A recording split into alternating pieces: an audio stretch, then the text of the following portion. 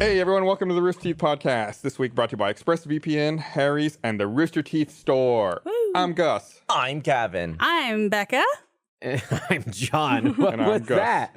We're pre-taping, just so you know. It's not live. I It's don't like pre-taping. Thursday. I don't like pre-taping podcasts. Well, because everyone shows up late. I was here. You I were. don't- You weren't there though. I wasn't butt in seat, but I was. That still means you're 15 minutes late. If you sorry. stand over there looking at us for 15, not that you were doing that, but Power you're still move. late because you're not. That would have been a real power. Just staring us down like, Becca, I'm you not want to ready. sit down? I'm not ready yet. I had to But pee. no, it's also there's no chat. There's no one no live interaction. Just us. We do it at a weird time, like it's in the morning. Yeah. and- It's like the old podcast. Yeah. And come and do it first thing. I'll put this to you. Doing the podcast early pre-tape is better than when we have to do on the spot early pre-tape. Because I'll tell you one thing. It's not very fun to do improv comedy at 10 o'clock in the morning. It's with nobody around and just dead silent in the studio. And we're just trying to make the same kind of jokes and Well, everything. they laugh sometimes. No, they don't. Not for on the spot. They don't. They do not. When once every like maybe 5-6 episodes, and it does mean a lot when you do hear someone go ha ha like in the back of the booth, but no. Todd just like pokes people. laugh. Oh, I got to get some kind of interaction. We're on a I wonder- podcast but together. I think. Yeah, it's happening. Have you all not done the podcast? I think we have.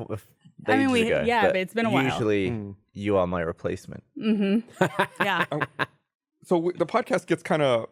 I'm mad about this pre-tape, and I'm going to keep talking about it. Okay. So the podcast gets fucked because we live stream on Monday. So it's like holidays are always Friday or Monday, so we always have to pre-tape. So Yep. like, why don't we move the podcast? Yeah.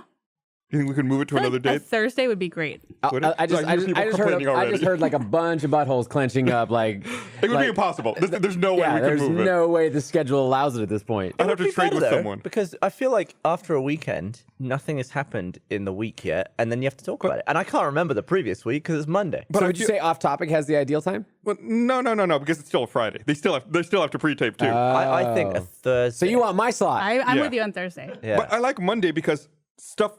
Well, for me, stuff happens to me on the weekend that I can talk about on Monday, and it's still fresh. That's when Gus does things. See, I do Right. nothing at the weekend. I do nothing during the week outside of work. Like I go home and it's like that's it. I went outside. I'm done. I'm either sat in my underwear playing video games or editing slow-mo guys that I didn't get a chance to do in the week. It's very, very Did your dull. file transfer ever finish? Which one? The one you tweeted about? What was it, like 47 terabytes or something? No, it's still going. It's still going. Wow. Yeah, because it was like a false estimate. It was actually more like 12 days because I'm writing to drives with like 2 parity drives, so it's doing a lot of. It's really slowing down. It's still going. You should send an update about that. And that was a selection of files that wasn't the full amount. I'm doing, I think, 130 terabytes right now, and it's been going for 47 days. Wow. Wow. Did who was it? Was it Captain Disillusion who tweeted at you that'd be easier to copy everything not on those drives, everything else in the world? That guy's really funny. That's really Have funny. you seen his videos? I've seen a few of them. They're really good. Really good. We talked about one of them fairly recently. He talked about like frame rate. What else? I think he did an aspect ratio one as well recently that I thought was pretty good. It's just like explaining concepts like frame rate and aspect ratio to people who may not understand or appreciate. He did a funny response because apparently in one of his videos he had a computer simulation of what happens when pixels are going down the screen on a TV, and it was kind of inaccurate based on the footage I've shot. So everyone in the comments was like, actually, it looks like this video. And he made a response like, oh, apparently some people have already filmed that. And it doesn't look exactly how I did it. And he was like a kind of a fake aggressive video, which Did you was manage really to funny. make a connection with him from that? Yeah. And I've talked about this on Off Topic, actually. If you go back and watch his first video, it's from like 11 years ago, and it's the exact same style. It's Yeah. the exact He same hasn't intro. changed Wow. format. It's like the push through his logo, the same music, the same red corner in the room. I'm like, how can you be so consistent from day one? Yeah, I had it all 11 years figured later? out. Just nailed it right It's away. insane. I've never seen a channel with that But much was it like consistency. 4:3 aspect ratio? It looked like dog. It was it was like 240p or 360p, but shot the exact same way, and I was so impressed. So we should Impressed? do him. Yeah. Okay. It's like I think from day one you know what your style is and you know like the direction I'm you're not gonna sure take. if that was the first video he put up. It is the first video on his channel currently. I'm not sure. Still, if it's 11 years old, and it hasn't changed in You style. could put them side by side with his newest one probably, and it would go the exact same. I mean, I guess there is something to be impressed by consistency, but as an artist and creator, personally, I hate everything I've made like a year ago. And you hate Spider-Man according to your shirt. Yes, I hate And Spider-Man Mondays. and Mondays. And Mondays. That's my shirt. I didn't see the Mondays part. Well, good thing it's Monday, right? Yeah, it's Monday. Labor Day. No, it's partially why it was so. I still haven't pulled the trigger, but it's part of the reason why I never nailed down like a tattoo I wanted, because I was always so concerned, because like my own personal designs and stuff as a graphic designer, I hate everything I made like more than 6 months ago, and like because hopefully I'm growing and adapting and changing as a. You shouldn't hate it. Oh, You but should- I hate things should- about me all the time, so that's just me. That's my thing. But you must look back at some of your old designs and have favorites. There's nostalgic connection to them, but on an actual creative level, like technical skill and that kind of thing, I'm Sure. like, wow, that was bad. That's good though. That means you've improved. Right, Yeah. and Ideally. I think that's not a bad thing to want to improve constantly, and like I'm not like going like, oh, I'm such a bad artist. Like, no, it's like, oh, good, I'm actually advancing. That's good to look back on. Same as like if I ever like post those pictures of me as Fat John, it's like I don't like that John. I like that I'm not that John anymore. But I mean, at the same time, you know, if he hasn't changed his format in 11 years and likes that, more power to him. I'm not hating on his creativity or anything like that. I just personally, I could not do that. No, I can see that. I can see both sides. Or it could be, if it was me, it would be laziness. Be like, I already made an intro. I made it 11 years ago. I don't need to make another one. Yeah, it's not laziness for him because each intro is shot. You know, it's a different shot, Right, but right. it's the same style. In the He shot, lays so over still the has- logo on a new intro that's shot. Yeah, I always loved your sort of Easter eggs in your designs, like the "suck my nut" in Latin on the Mark Nut shirt. Was it "suck my nut" or something like that? Or it was something. There was something in Latin on the design. Oh, right? that's right. The Mark Nutt shirt that was like the Olympics one. Yeah. I have no idea what the Latin was, but yeah, I try to sneak in stuff like that. Yeah, I like as that. much as I can. One of my favorite Easter eggs of a design ever was Patrick Rodriguez did a poster where he drew a bunch of the RT cast as like Grecian toga looking people. Grecian, Is correct? Yes? like people from Greece. Yeah. Yeah. Like, Why, is that wrong? I don't know. I just thought it was Greek, but all right. Well, I don't know if Are inanimate objects Grecian and Oh, people God. Greek? I don't know. If I had Anyways. a Greek apple, would it be a Grecian apple? Yeah. Oh, Is there an fuck. apple that's Greek? Grecian. I don't know. I mean, if you've grown an apple in Greece. Anyways, the Easter egg was that the he gave it like deco type. There it is, right there. So around the border, you can't see it in this image, but there's a border, and you can see it's a repeating pattern. If you look in on it, it's cock and balls Yeah, all Oh over. over and my over God. again. It's cock and balls over and So over it's again. like, is it done like? So, like, on the border. if you there they are. You see, It's hard to see. It's a Oh low my res God. image. it's the balls and then the dick, and then the dick rests on it, and the balls rest on that one. It's pretty great. I mean, it's totally on theme. Yeah. Yeah. So Yeah. Grecian means in a style used by the inhabitants of Greece, so anyone could make a Grecian urn. Greek means either an inhabitant of Greece or from Greece, so a Greek urn must come from Greece. A Grecian urn Okay. can be used to describe the aesthetic product of classical Greek Got it. culture. Good job, John. You what's used the right another- one. What's another example of that from another country?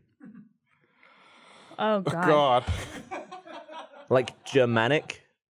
But what's the other one? Yeah, because you're not you're not Yeah, Germanic. That's a good one. Yeah. Oh, you duh. Ooh. I don't know. I've also So lost interest in this Scandinavian game. applies to both. Scandinavian or IKEA? I don't know. That's weird. Yeah, I didn't know. Oh, I don't know. He's Yeah, getting there. there's like there's some. It's weird that we have terms like that to What describe. about specific countries, but American not and all of them. Americana? But Americana Americana, is a noun. Oh yeah, you don't say like it's Americana quilt. yeah, Yeah. and Americana quilt. You don't say like an Americanan quilt, something like that. All right, I tried.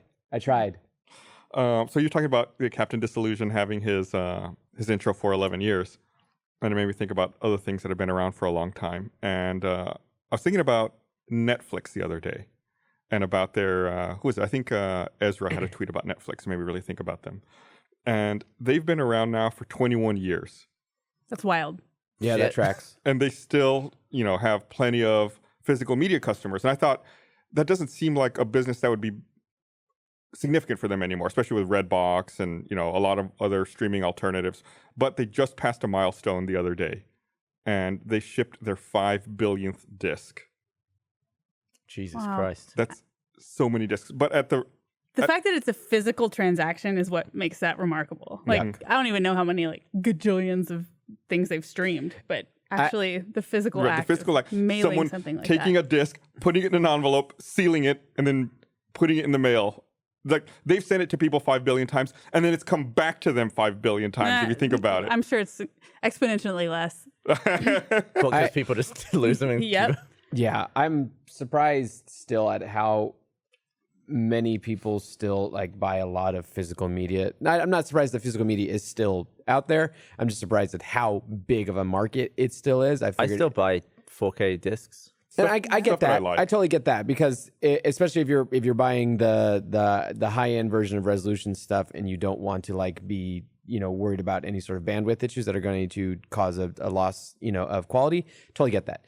However, I was at Walmart not too long ago, mostly because Walmart has the best selection of sugary cereals. If there's strange promotional cereals, you can often get them at Walmart. It's better than HEB or Target.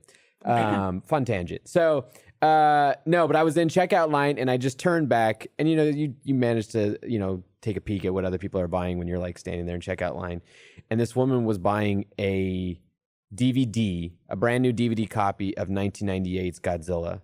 Huh. How much was it? Was that one of those, $3? It was $5. Dollar bin DVDs. But I was $5 is a rip. yeah, there's no way. That was... shut up. I love that movie. It's a ripoff. And B, I was just good on you. If you now were what, I want that copy of a, and I think it might have been standard instead of widescreen. I think I saw it as standard. Like a 4:3 aspect ratio. 4:3 aspect.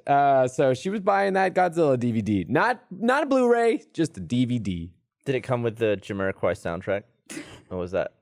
Did he do music on that? Yeah. That's awesome. What's he up to these days? JK? I don't know. I was thinking about Jamiroquai the other day. I should have looked it up. Does Billie Eilish have any other songs than that one song? I don't think I know any of her songs. If anyone could tell me who Billie Eilish is, I'd appreciate it. You don't know She's Billie Eilish? my doppelganger. That's all I know She about does her. look. You do have the same aesthetic.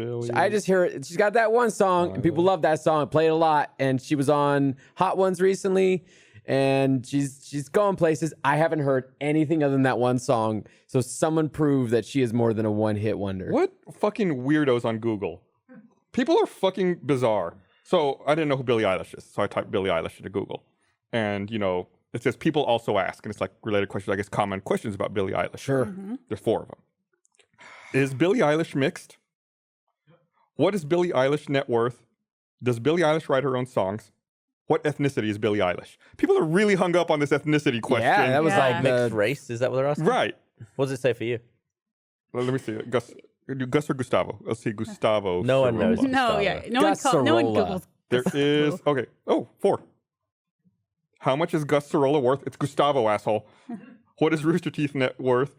Was Jeff Ramsey in the military? When did Ray quit Achievement Hunter? Only one of them was about me. 3 of them are other people. That's awesome. Let's see. Gus Cirola. It's pretty much the same thing. What does Gus Cirola do? How much is Gus Cirola worth? What is Rooster Teeth net worth? Was Jeff Ramsey in the military? Jeff's still in there. Jeff is still in there. Yep. That's funny. Yeah, that's stupid. I would say. So you were talking about buying physical media, and I agreed with you. I buy physical media quite a bit. What do you use as your 4K physical media player? Like when you have a 4K disc, you put it in your PlayStation can't play 4K discs. 4 Oh, Pro? maybe Xbox One. Okay. We have both. Xbox One X for me. Does 4 Pro not play 4K? No, Nope. PS4 Pro does not play 4K. I don't buy 4K discs. So I use my I use my Xbox One X Piece of to shit. play 4K discs. It's a fucking terrible 4K player. I have an Sometimes- Xbox One X. I should still use Sometimes that. I'll put in I'll get a new 4K disc and I'll be like, cool, I want to watch this. I'll put it in my Xbox and then it'll go black. And it's like it launches the Blu-ray player or whatever. It goes black, then it says disc read error. Like what? Really? So then I'll eject it and I'll look at it. It's like this is a brand new fucking disc. Put it back in. Same thing. Disc read error. So I'll clean the disc, put it back in. Disc read error. Reboot it, then it works fine. You need to. You have a future career in product testing technology because I swear if there is a possible bug or error or absurdity that something's going to cause, you're going to find it. I'll find it. It'll happen I to me. swear every week I hear you talking about some weird error. And sometimes the Apex Legends one that we dealt with recently was one that we both recreated. Literally, you went down this path, told me the step-by-step process you did in order to debug a absurd error, and step by step, like 5 minutes behind you, I went through the same steps. And luckily, you learned from everything that happened. And so it worked out. But I feel like you have the touch that just pulls out. Touch. Yeah, the bugs. To be fair, though, I think stuff. if anyone has played more than 10 movies on an Xbox One X 4K disc, everyone has run into a problem. Yeah. Problem. That app sucks. Sometimes it's like something went wrong. And sometimes it will just get really laggy. Have you seen that? Where it just like the frame rate drops. It's like, I guess the buffer's full. Let's pause it and wait for a bit. From your physical disc. So then what do you watch your 4Ks on? Xbox One X. Okay. There's not many options. Like I don't want to buy a standalone player. It's like I've already got an Xbox. Yeah, I can play it. I would probably get like a better player, but it's just a complete waste of money if you have a couple of that Xbox already One plays Xs. it. But you buy the 4K for what reason? The movie? Yes. Oh, I just want really high bitrate. But then you don't get it because of the way that you're playing it.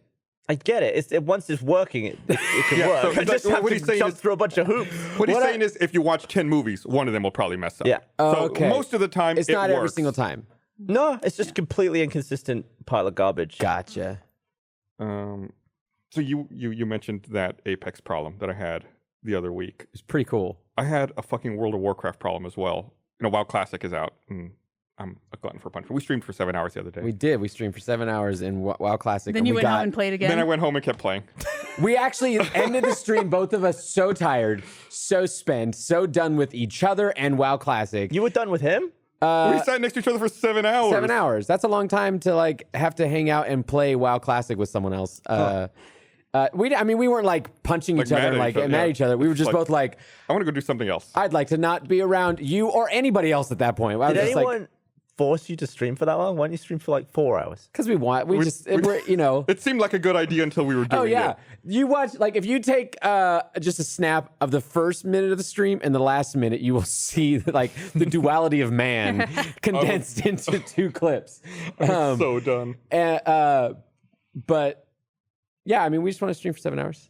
But I had a problem when I went to install it on my home machine a couple of weeks ago, where it's like the way you install it is you launch the Blizzard launcher, then you click on World of Warcraft, and it's like a little drop down where it's like World of Warcraft or World of Warcraft Classic. So okay, I'm going to install World of Warcraft Classic. So I clicked on the drop down, and it wasn't World of Warcraft Classic was not there. I was like, that's weird. So I rebooted, looked again, it wasn't there. Did the launcher need an update? Or Right, I was like, maybe the launcher needs an update. Tried to update the launcher, same thing. It's like, So that maybe I'll just uninstall the launcher and reinstall it. Went to uninstall the launcher, uninstall failed. I was like, I guess I'll try You're stuck forever now. I'll try to download the launcher installer and reinstall the launcher on top of itself. Tried to do that failed. Rebooted, then went to the drop down and it was there. World of Warcraft Classic was there. Weird. Hiding. It was so fucking So you just weird. had to reboot? No, I rebooted several times along this process. So that's to speak to your weird shit happens to me. Yes, it happens all the time. Yeah, and that's what I mean is that you have those kinds of absurdities happen to you. These little wisps Bizarre of things. error. I came up with the ultimate product, by the way. Oh. I've invented a new one. You sure Congratulations. you want to say it on a podcast? Yeah. Yeah. It's really good. All right. Get your notepads out. You're going to make some money. It's a holder for the other 2 AA batteries when you open a pack of 4 and you just need 2. Oh my God. What's the holder look like? I don't know, just 2 batteries. So you're talking about just a 3D? I keep them in the package they came in, though. Yeah, that's Did what everyone does. Did you get the Amazon ones where it's Yeah, just like it's packs of like 4 when and you you just just cardboard twist box. 2 off and then you go and you need 2 more. It's like, where's that 2 I left Well, do around? And then you keep smack... the cardboard box they come in, the little sleeve? Nah, just I keep little- that and just keep them in there. Okay. So your you don't need invention's my been idea. invented. Yeah. Yeah, it's called a box. Never mind. It's also called like a junk drawer in your house. Like Yeah. you just throw all the batteries in there. I mean, they're in there. I just got a load. Yeah, I've got a drawer with that, and then in that drawer is a Ziploc bag filled with every kind of battery. Yeah. It's like that's what I do. It's like as I get the batteries, I put them in that Ziploc bag. It's like, what do I need? I'll go look in that Ziploc bag. Oh, so they're all individual. Right, it's like a gallon Ziploc bag. Yeah, that I just has got all like of my a bunch batteries of in it. wads of 4 because they come in like little 4s. You buy yours from, you get the Amazon ones? I normally just get at whatever the store, whatever they have like in the checkout. Get those fancy batteries. Oh, no. Brand name. They last longer. Do they? What do you mean they last I longer? don't know about it compared to the Amazon ones. The Amazon ones are pretty good. But I've had good luck with them. Typically, like big name batteries. Excuse me. They already have them? Is that empty? Why'd you toss both? Why'd you toss both? That required coordination. It was like picking the child you like most. Threw 2 different ones with 2 hands. They exist. There you go. It's done. All right. This episode of the Rooster Teeth Podcast is brought to you by ExpressVPN. Admit it, you think that cybercrime is something that happens to other people. You may think that no one wants your data or that hackers can't grab your passwords or credit card details, but you would be wrong. Stealing data from unsuspecting people on public Wi-Fi is one of the simplest and cheapest ways for hackers to make money. When you leave your internet connection unencrypted, you might as well be writing your passwords and credit card numbers on a huge billboard for the rest of the world to see. That's why I protect myself with ExpressVPN. I like how easy it is to set up, and in just a few minutes, I was able to be up and running and more secure. ExpressVPN secures and anonymizes your internet browsing by encrypting your data and hiding your public IP address. ExpressVPN has easy-to-use apps that run seamlessly in the background of your computer, phone, and tablet. ExpressVPN is rated the #1 VPN service by TechRadar and comes with a 30-day money-back guarantee. So for less than $7 a month, you can get the same ExpressVPN protection that I have. Protect your online activity today and find out how you can get 3 months for free at expressvpn.com/rooster. That's expressvpn.com/rooster for 3 months free with a 1-year package. Visit expressvpn.com/rooster to learn more. Thank you to ExpressVPN for sponsoring this episode of the Rooster Teeth Podcast. I remember years ago we were at the Congress office, and we were filming a short back in like season 1 of the shorts, and we needed AA batteries for a lav because our lavs were dying. So normally there was like a pharmacy down the street we would go to and buy whatever batteries to power them. One time we sent Jeff to go buy the batteries, and he went down there and he bought like the cheapest like whatever CVS brand batteries that were there, and he brought them back. I was like, "Why did you buy these, dude?" He's like, "They were the cheapest ones." I said, "Yeah, they're gonna last like 30 minutes and they're gonna fucking die. We have to go back and get more." And Did they? Yeah, they don't last very long. They last like an hour, maybe. How much money did he save? He's probably saved like $3. It's like if you buy the name brand ones, like they'll last a few hours. They'll last a while. Yeah. Fucking idiot. Have you ever had batteries go like corrode in something and ruin the device? Yeah. Game Boy. I had that happen recently with my flash for my DSLR, and I was very sad because that's something I they're don't not want cheap, to have those. ruined. Yeah, and so I like got all chemist on it and like Cleaned it, removed yeah. all of the corroded materials. What do like you use, like lemon or something? vinegar or lemon? Yeah, something acidic. Yeah, like a Q-tip or something. Yep. And after a little bit, it finally worked. So I was very happy about that. It's very satisfying when you can do little home hacks and save something that So otherwise... I do this a lot, and so much is possible because of YouTube. Like, if you Yes. Google your problem, like I Yes. had like weird water trickling out of the bottom of my freezer. There's like a million people with videos and tutorials with the same model. Yeah, you exactly type in what the they exact did. It's model like, yes, number. fuck yeah. Like, saved me $1,000. Yeah.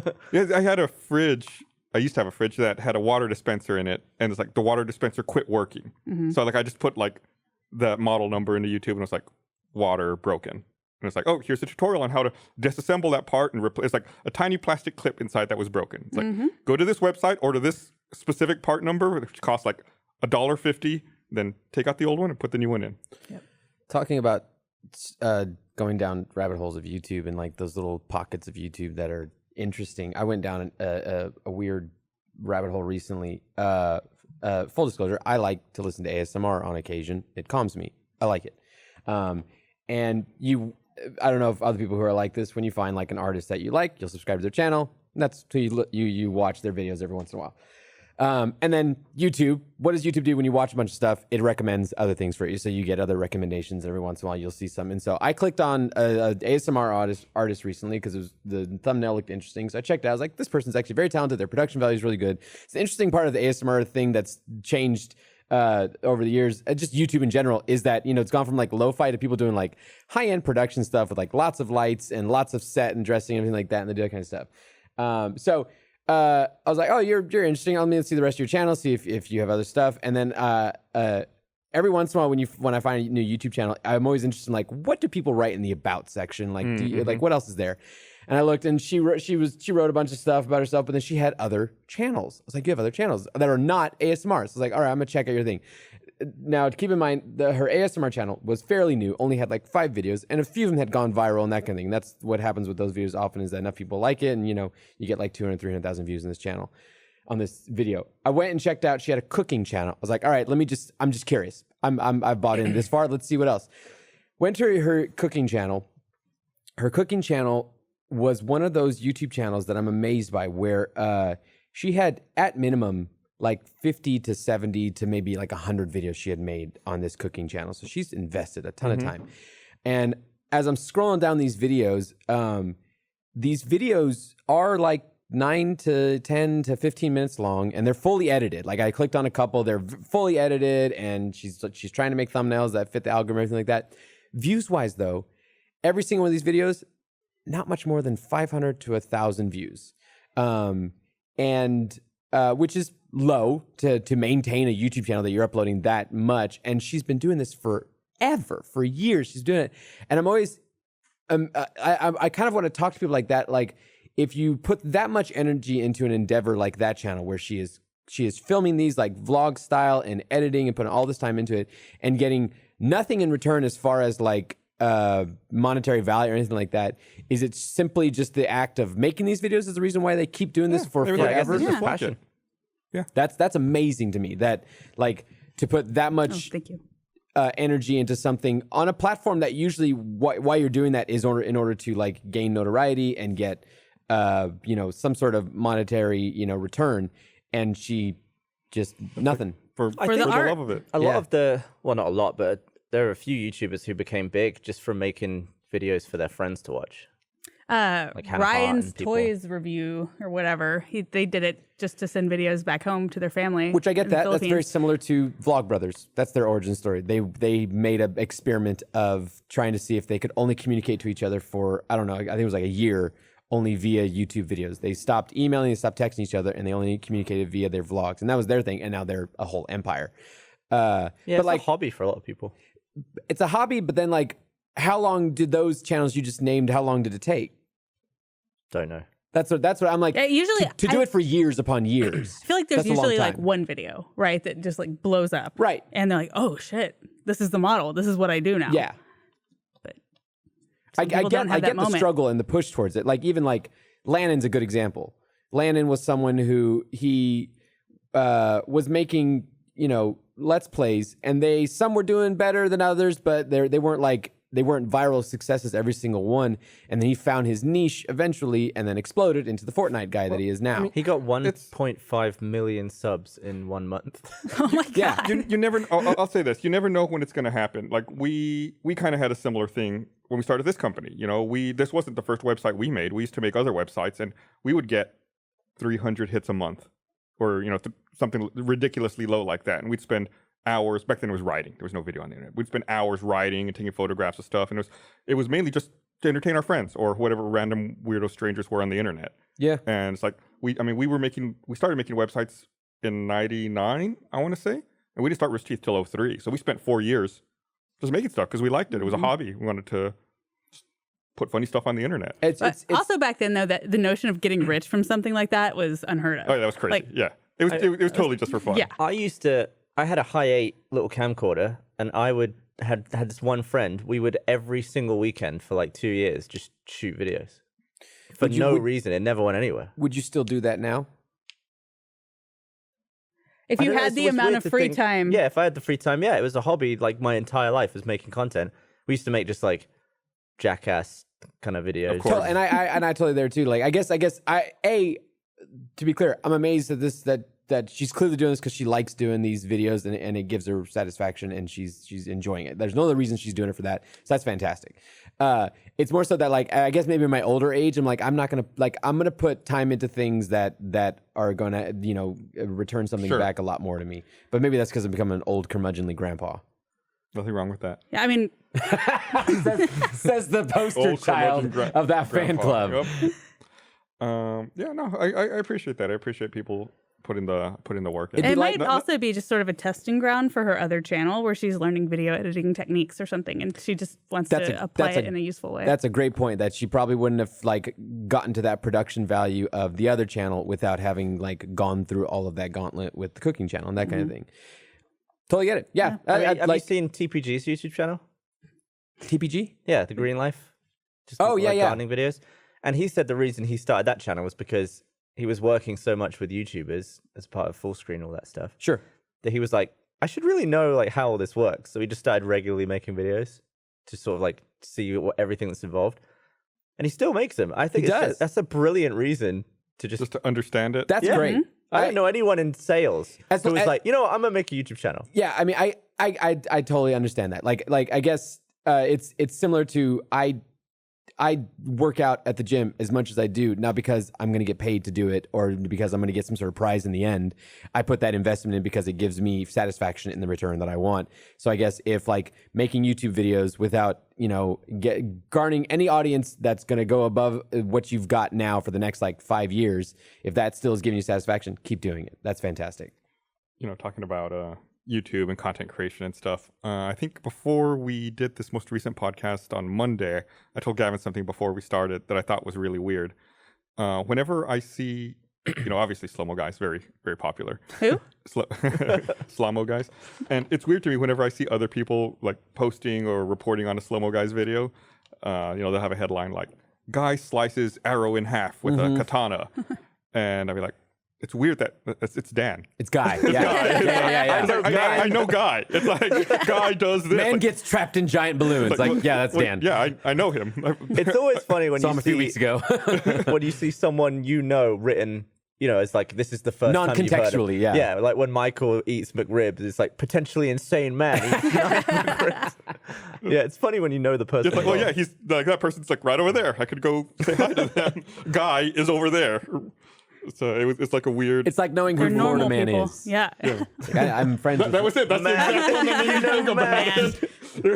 He's no longer a boy. People were annoyed at the direction that we sliced the arrow in. A lot of people, I guess, were expecting a split arrow that way. That's impossible. Wow. So the internet had a harsh opinion about something you did in video? I wouldn't say it was harsh. I was saying a lot of people just expected it the other way. But they were like, this is cutting wait. So what you're explaining is they were thinking that you were going to shoot the arrow at Dan. Dan would have to stand with the sword in front of him. Just split it in half. You'd have to hit the sword. I'm sure we could do, but an arrow That's Robin Hood that did that, right? He like shot he split an arrow with an arrow. Right. Second video. There's a multiple reasons why that'd be very hard. One, the wood grain would have to be like right along the arrow so it would split. Otherwise it would just splinter out. And also, arrows don't fly straight. They actually do that. Yeah. So it's like you would cut some of it in half. So you have to make an arrow that flies like a bullet. And if you miss, crossbow maybe, you get shot in the face. What you need to do is you need to make a second video showing how the wobbliness happens, and you can't split an arrow. But you can see the wobbliness in the video you uploaded. Yeah, I mean, yeah. Also, a lot of people were really confused because you can see the Phantom like looking right at Dan. Yeah. But the first shot, or like one of the shots, it's like a super wide of me shooting it at Dan, and they're like, "Did he edit the Phantom out of the wide shot?" I was like, "How many? Do you think we have like 4 Phantoms rolling this? We just shot it a bunch of times. Yeah. It's just coverage." Yeah. And so many people were confused, like they edited out the Phantom. No, it's editing. It's editing. You can take other shots. How many of your videos are you able to get multiple shots? Like it seems like some of them, it's a one and done, like blowing up a car. Yeah, blowing up a car. You're not going to have 8 cars. Yeah. Yeah, most stuff you can shoot a ton of times. We always buy enough stuff to repeat the thing, even if we edited it as one moment. You had the wire wool. Is that what it is? That makes the fiery sparks.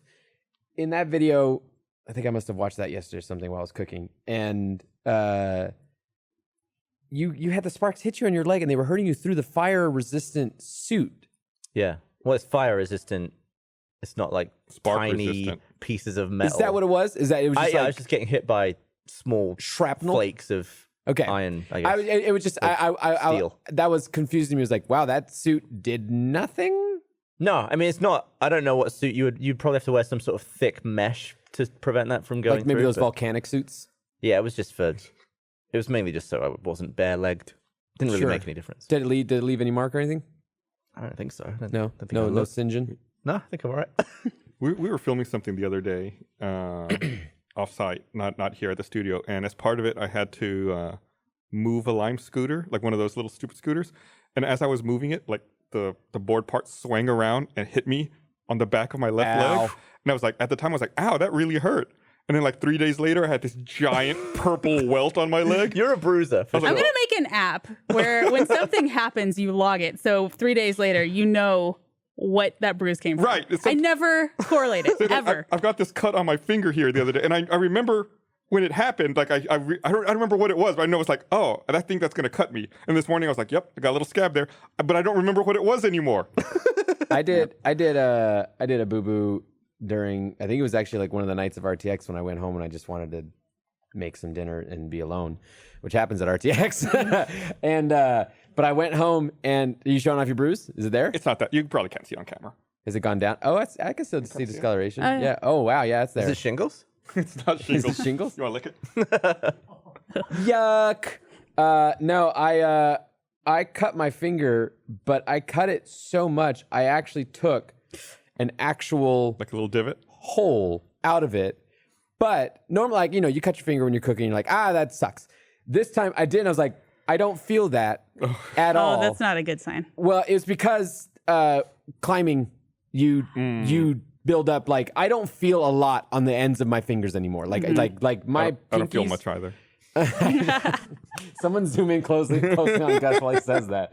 No, but like especially my pinkies, I don't feel very much in the ends anymore because of buildup and just callus and that kind of thing. But it was that instance, it was like, that's a lot of skin I just cut off. I should feel that, but I still wrapped it up and I cleaned everything. And it was fine, but it kind of concerned me. Yeah, especially on injuries where you can see your injury as like a separate piece of your body. Yeah. Like, that was when I can hold up to the light and see like a puzzle piece hole. Do you think that's affected your finger blasting ability? Okay, so it's finger blasting. Yes. No. You think you're still good? Yeah. Still got it? I don't think finger blasting requires a lot of like tip of the finger dexterity. Not dexterity, but you need to feel what you're doing. Sure, feel where you I are. still feel my hands. Like I can still feel what's going on. In fact, I often have to when like I climb walls. Nothing like a calloused fingertip. I was going to say it might have affected the receiving end of that a little bit. We're not concerned with that here, Becca. I moisturize a lot. Okay. I moisturize a lot because it does rough up your hands a lot. Is that important for you? What? A nice soft fingertip? I don't know. I guess I'd prefer a hard one. Yeah. There you go. Okay, even better. I was looking through old chat logs the other day, and I realized that Becca and I were friends.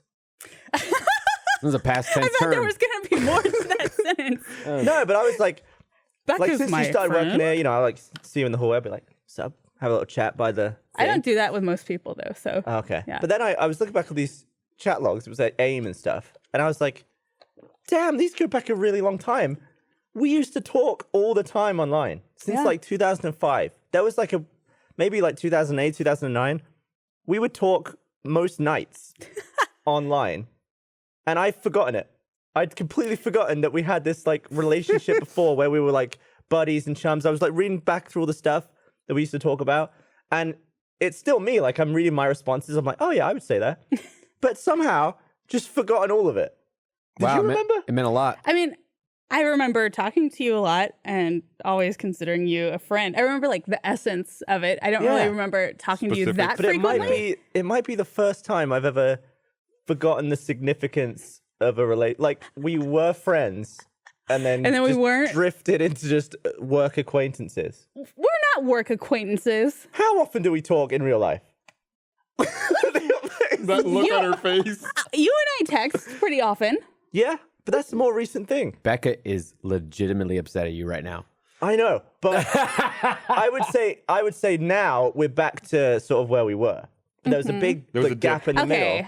Yeah. Where I don't think we spoke for years. No, and it wasn't years. No. But things happen like with not to get like deeper philosophical, but things happen and you have other priorities. Like you have a kid. Yeah. Yeah, sure. But I would always usually remember, like, I used to be good friends with that person. You're just surprised that you blacked this out. I would have said that we talk more now than ever. Mm-hmm. But that's just not the case. Yeah. I mean, I would see you probably like once or twice a year at our low point. But like, you mean more so like, you mean at the least amount that you? Yeah. Okay. Just I don't think we like talked online or anything that much. I think it's I because mean, everyone stopped using AIM. Yeah, AIM was. I think the downfall of AIM was the downfall of our friendship. Yeah. And then when I moved all those chat logs away, I just apparently moved all the memories of our friendship into a hard drive as well. Yeah. But yeah, you're like one of my oldest friends. Yeah. Well, I'm glad I'm back to being a friend. Yay! It's funny to me, there's a lot of people who work here, and a lot of people who are on camera, but there's even more people who are not on camera all the time. Way more now. And we did this past Monday. We did a podcast with Drew Saplin for the first time ever, and I was reading through the comments on YouTube for it, and one of the YouTube comments was, "I like that Drew guy. He seems to really fit in with everyone." It's like, well, yeah, it's because we know him. It's like kind of the same position you're in. Like, you're not someone who's seen on camera all the time, but conceivably we've known you for years, and even if not, like, we see you people every day. Right. We work on projects together. Did he say on the podcast what his first production with us was? I don't think he said what the first one was. Was it Laser Team? That's the first time I met Drew. Yeah, Laser Team 1. Was that the first thing you did? That's the first time I ever met him. I remember. He was second AD. He was second AD? Laser Team. I must have met him then. I don't remember. Yeah, because I remember because I was on set like a couple dozen times, and I remember him, and then him like starting to pop up at other things post Laser Team. I remember him doing $1 Million Butt. Yeah, I think he did a lot of work with MDB. Remember the first time I remember interacting I think that was with him. The first thing I worked on that he directed was MDB. And then He's great. Me too. I'm a big Drew Saplin fan. Drew's great. Yeah. He's one of those. There's like on the side of like talking about like people who are on camera more often than people that aren't. There's like a lot of people that are off camera that because of our interaction with them, we can fall in love with them a lot more than the audience gets an opportunity to.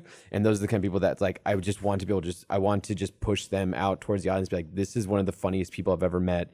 You need to just focus on this person. Like, stop focusing on everything else. Like, we have like a gem here, and you can't force that adoration from an audience, but there's people like that I wish there was something. They're more of an outlet. Yeah, I mean, Drew's a great example. Andrew Rosa is another great example of someone who's like, this is a comedic genius. Yeah, I want to get him on the podcast. Yeah, soon, hopefully. the both of them in the microwave heist, they were like the best part. Who was it? We were Just the house business moment. Yeah. It's so weird. we were in our office the other day, and who was there? I think it was Sam was in there, and he couldn't find the microwave. Oh yeah. Do we need to talk about that? Do we want to talk about that? Maybe not. The audience is gonna be so pissed off. It's hidden. The long and short of it is the microwave. We don't have a microwave. If we did, it's hidden. So you stole and then hid the microwave. You should go check it out. It's brilliant. Is it in a cupboard? I think I'm gonna be there later today. I'll point it out. Remind me. Clem's shooting something, so I'll look Yeah, around. Clem's I've got a scene with her later. Talking about the creative geniuses, I wish the audience could get more of it. It's Clem. Clem is fucking hilarious, and I am so happy every time she gets to show up and shit. Favorite moment ever was the forming the team short, and we're doing the walking out shot of us coming out of the hangar. It's a slow mo thing, and we're all supposed to just walk towards the camera and then spread out. Clem's there, and she's got her dynamite that she has. That's part of it, and she's just picking her nose right up to the camera and walking just along. like lollygagging. Yeah. Like everyone scatters, she's just walking behind everyone. And I was like, it's one of those times where like a take happens during like a shoot, and you're like, please use that take, please use that take, and they did. John immediately picked up on it. He's like, "We got a boogie." I was like, "What? Does she have a bat in the cave?" You're like, "No, that's gone. She got that." It flew out. It's great. Clem's so good. She punked me yesterday. She convinced me that she had a stomach ache and couldn't go to school. So she came to work with me yesterday and was immediately fine. Ate every snack here, fucked around. I was like, oh my God, you fake sick now. I need to be on guard about that. Did you do that as a kid? Oh yeah, all the time. But my mom was not having it. Unless I had a fever, I was going to school. Yeah. And so I learned how to fake a fever, Go on. she would leave, and I would rub the thermometer on the palm of my hand to create heat and friction. And Now, stick see, it back in. even though that is cheating the system, you're using some physics knowledge there Yes. to get away from school. So you've clearly learned something. That's a thing about being parent that you do not think about that you're going to experience. Like when you're a parent, you're like, I'm going to experience them learning to walk. I'm going to be there for them to learn how to talk and how to, put food in their mouths but on their own, that kind of thing. You don't realize I'm going to watch my kid learn how to lie. Like that is literally a skill you are going to watch them do. And you're going to judge them for how bad they are at doing Oh it yeah. for a while. And then, but then all Then the they're while, going to get you. all the while you're going to worry about the day that they're going to be able to pull one over you, and you're like, oh, you actually out-lied me. Like I didn't catch you in time. Luckily, both my children are terrible at lying. They are just the worst. And I tell them that every single time. Like, you either need to get better at this or be more honest. That's how this is going to work out. Yeah, this middle ground at This work. middle ground is you getting in trouble all You're the just time. wasting my time. I've caught my eldest lying to my youngest in the backseat of the car about something that involves me. Like, and I told him like, I'm like, I'm driving and she's trying to tell her something about like something we're gonna do tomorrow, and I'm like, I'm here, like the fact checker is inches from you. Stop it, stupid. Lie when I'm not around. Yeah, be better about that. Do you take lots of video of your kids? No. I don't actually. I don't. Some people probably take this as me being a bad parent. I don't really take my phone out for photos and videos very much with my kids, and I often actually think about that. I don't think that's being a bad parent. It means you're present. Like it's a compromise, right? Sure. It's one or the other Hire most a of the time. videographer to follow you around. There you go. It's just something that like when because I have them on a very intermittent basis now as being a single parent with a divorce and everything like that. So when I have them and we're out and we're doing our thing, and I don't take pictures and videos of much of anything when we're out and doing stuff. And I do wish I had more photos and stuff, and like, because we have like our things that we do, and we've kind of like gone into routines now, which I like. We have our like special spots in Austin, and we have our things they look forward to that we're going to do on their weekends there with me. But yeah, I don't really have a lot, but I know that most parents love to take tons of pictures and there's nothing wrong with that either, and they share that. But I'm also very like, I'm fine talking about it on like podcasts, stuff like that. But as far as like my experience with my kids, I'm very private with them. I don't share them with the world very much. And so maybe that's partly subconsciously why I do that as well. Yeah, I feel like if I had kids, I would take quite a lot of video just because I think it's cool to, especially now with just a phone looks pretty good. Yeah. They're going to have such clear video of them when they're older. I have a when lot they were younger. For some reason. I'm not going to post any of it though. Yeah, this must be something that may have developed me later on, because I have a ton of video footage of my eldest when she was super young. And I do love looking back at like her tiny little mushy form and comparing it to this like 9-year-old like actual person that she is. Yeah. But yeah, I don't really have a lot. I recorded more video footage of my kids in the first month of their life than exists of me in my entire childhood. What's different when it doesn't take much. No. And it's going to be cool for them to see it when Yeah. I think it's also more readily accessible now than it was when we were younger. Oh, yeah.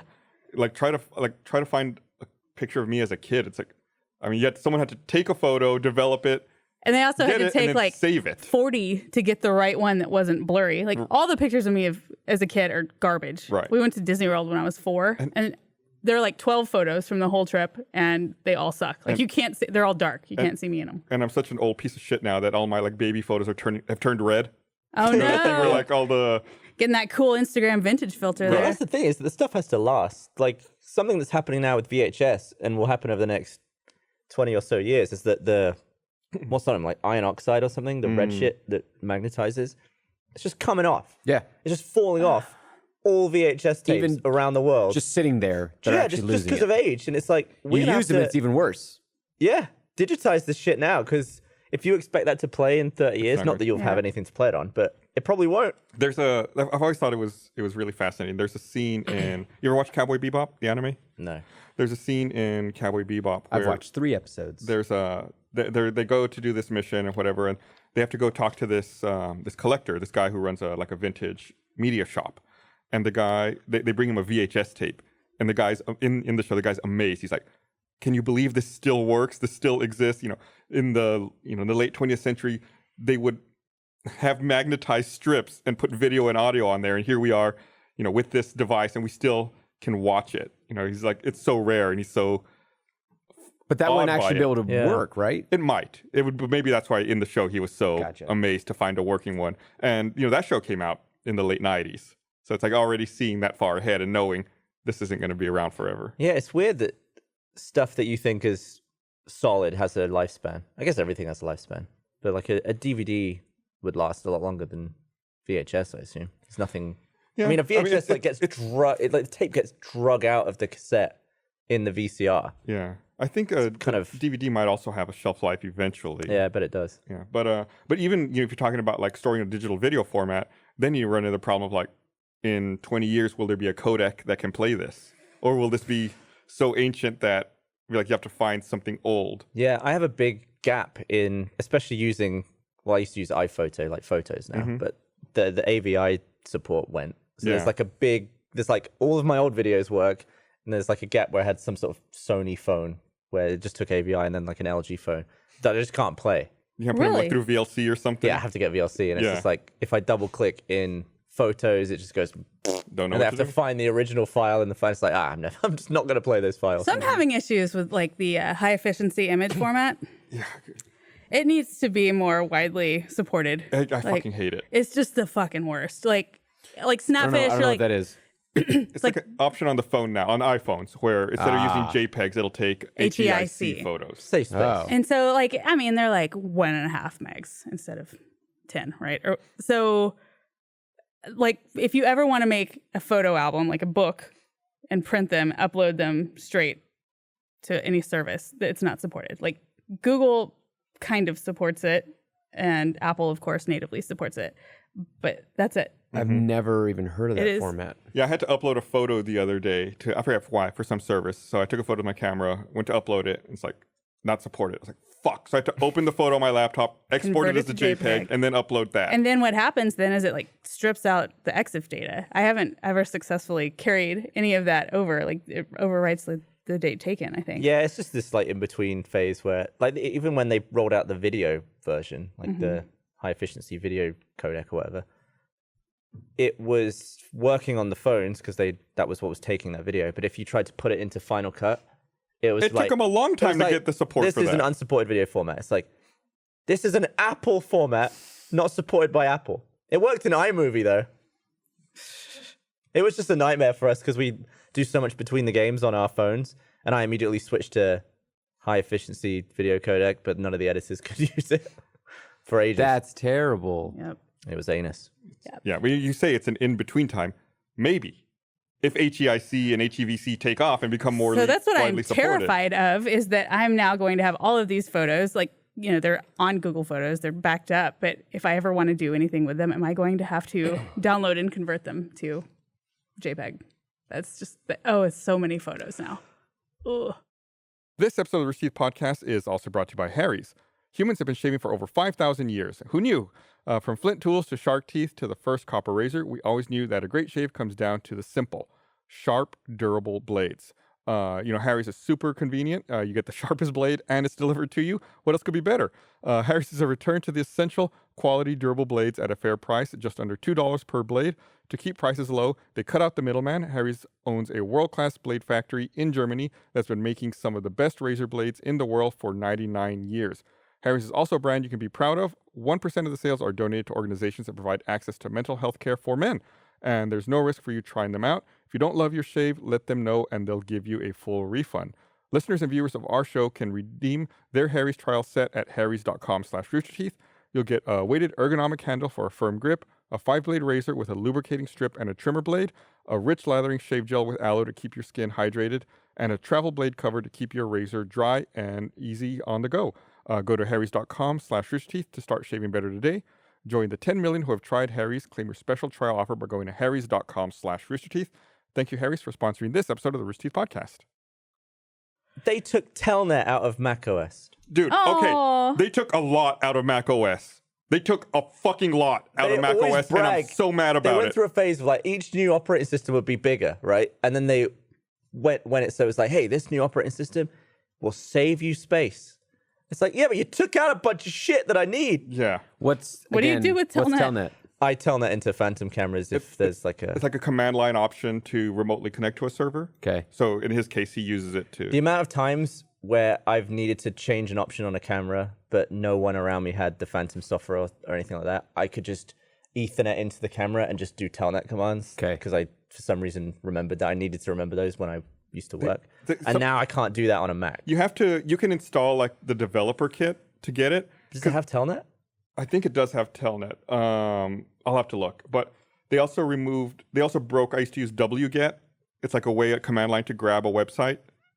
Oh, okay. That way, if you like want to download a website, that way you can go through and inspect the HTML or whatever, or do something to it. So or remotely grab a file off of a server. wget's gone.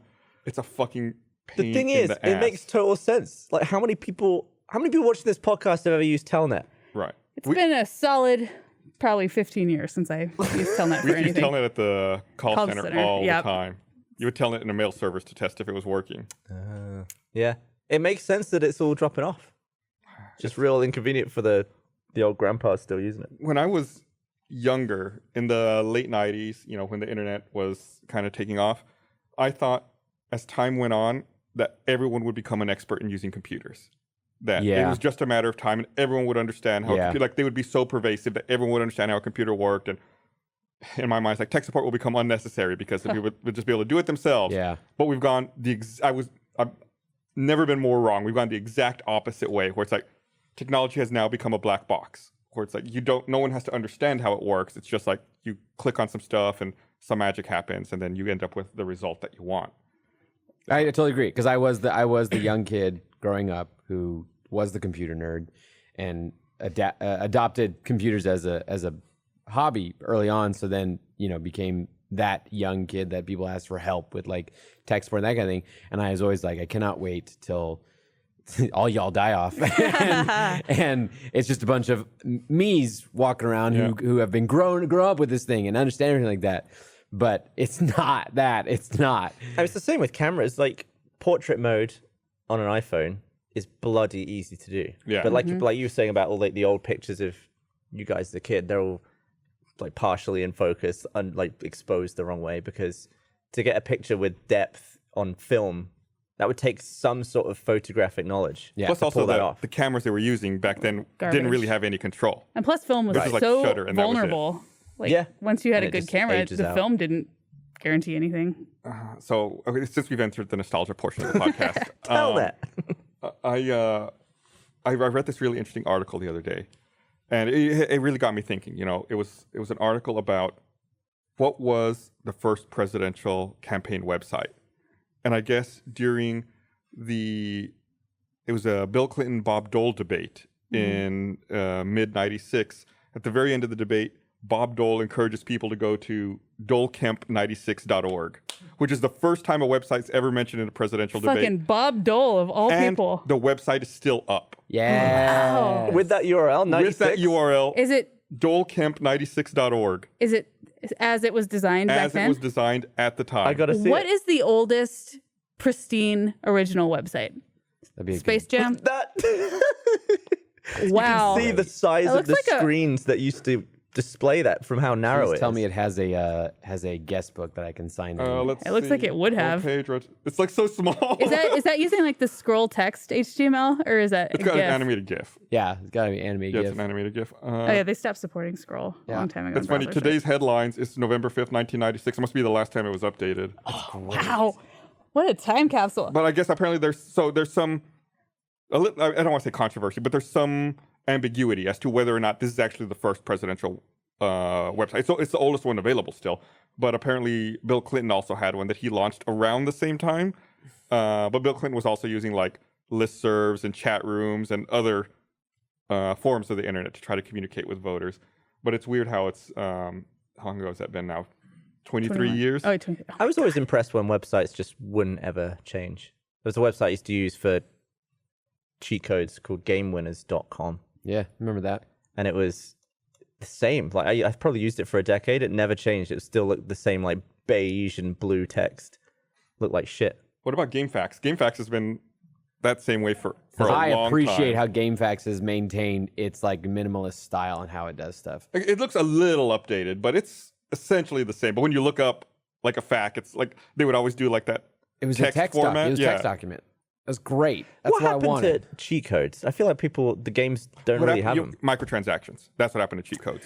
You pay for your cheat codes. Right. It's like you could put a cheat code in to unlock something, or you can pay 99 cents to do it. I just can't tell whether it's because I don't have any interest in cheating anymore, or because like I was young and I had a low attention span. Like I'd play The Sims and I'd be like, I can't afford anything. Shing! I have like $1 million now. I'll tell you the last time I did that was on Minecraft, where I just like spawn all the iron and shit that I need.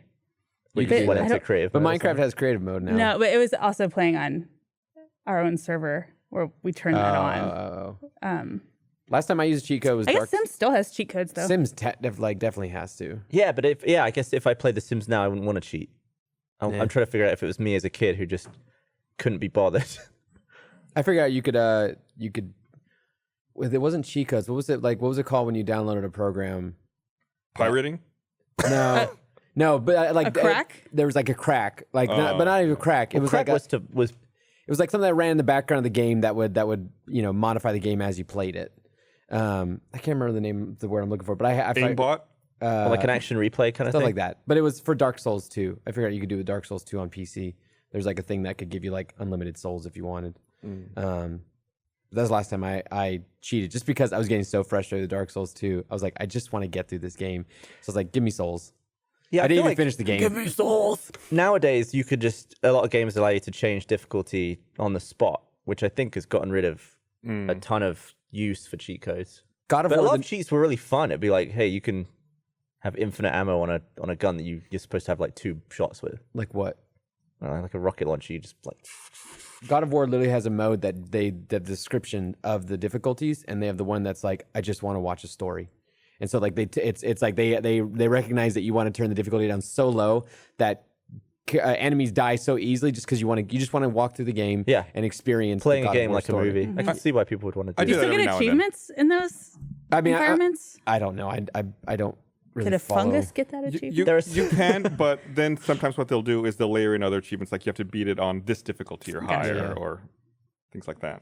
That game scales insanely. Where I played it on like the middle ground setting when I finished God of War, but we did a couple streams with Chad, and he's a gamer boy, and he wanted to play it on a hard difficulty, so we threw it on hard. I don't know if you've ever played God of War on hard, but it gets like Dark Souls like in the difficulty of the combat, where you're literally like having to dodge and roll and get out of things out of the way and wait for an opening and get in there and get a combat and everything like that.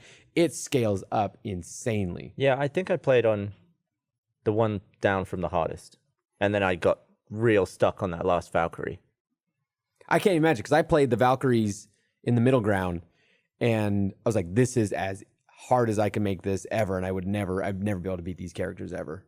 Yeah, it was a real good challenge. I can't remember the name of what's the place with all the fog that kills you? Oh, yeah, I know what you're talking about. Like Niflheim or something? Niflheim. Yeah, that trying to like get all through there and then fight the Valkyrie once you're in there, that was tough. And Muspelheim with the waves of enemies, they were like a real challenge. But I did them. And then when I got to the final Valkyrie, I'd never beat it. Could never do it. So I'm going to change the subject. I was trying to find some earrings to wear this morning that I never found, but I found these. And so I brought them in. These are earrings that my second cousin made me like, I don't know, 15 years ago. And they're that cursed. Red versus blue. Red versus blue earrings. Oh, they are red versus blue. Isn't that cute? She's like an old lady and she made me these.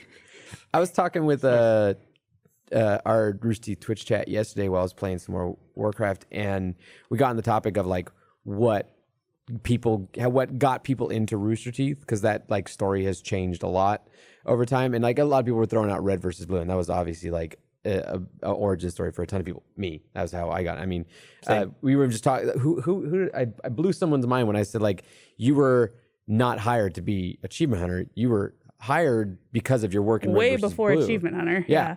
And that, we were talking about, someone recently is shifting work. And I don't want to give out any information that's not public yet, but someone's changing work because they did the thing where like they hung out enough in one department and have like made themselves like useful in one department enough, or they're just being adopted into that department.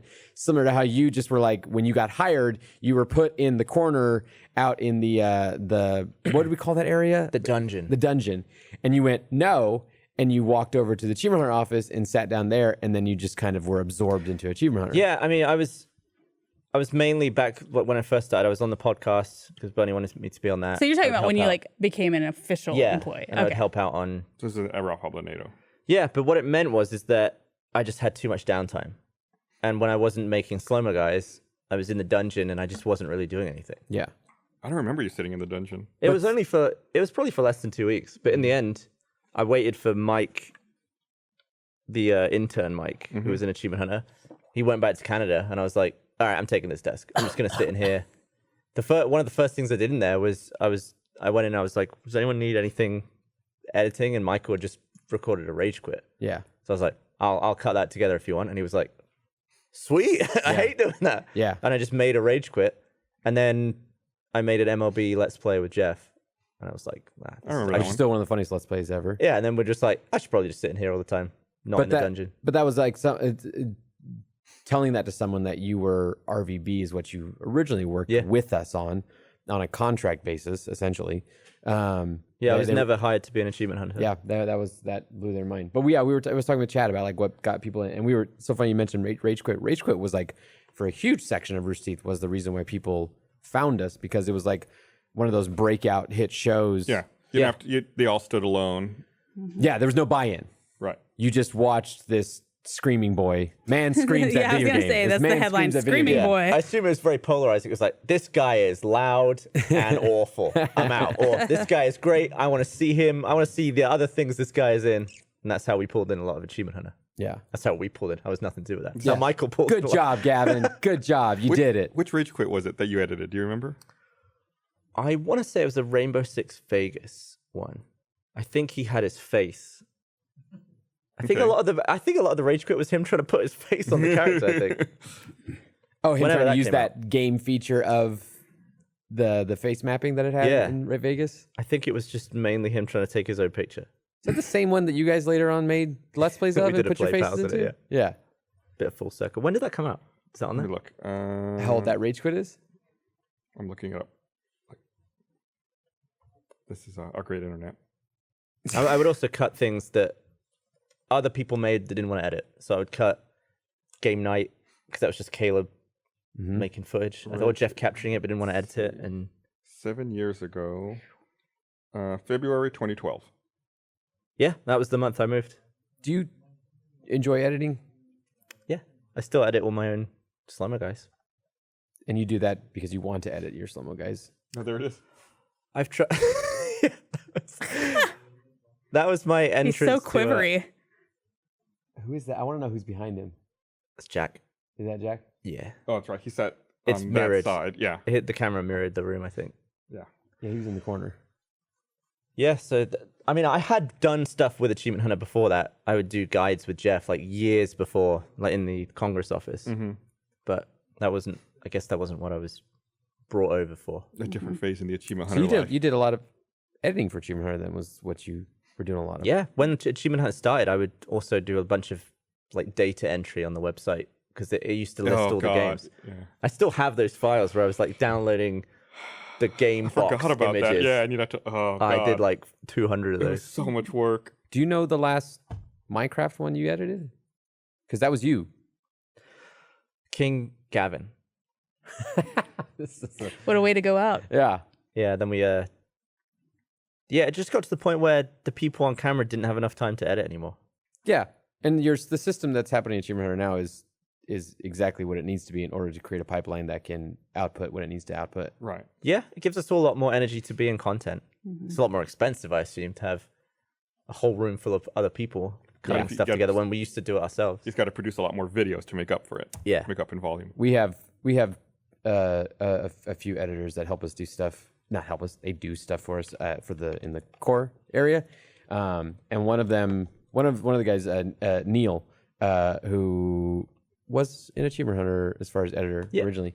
He edits the majority of our shorts and that kind of thing, and he went on vacation.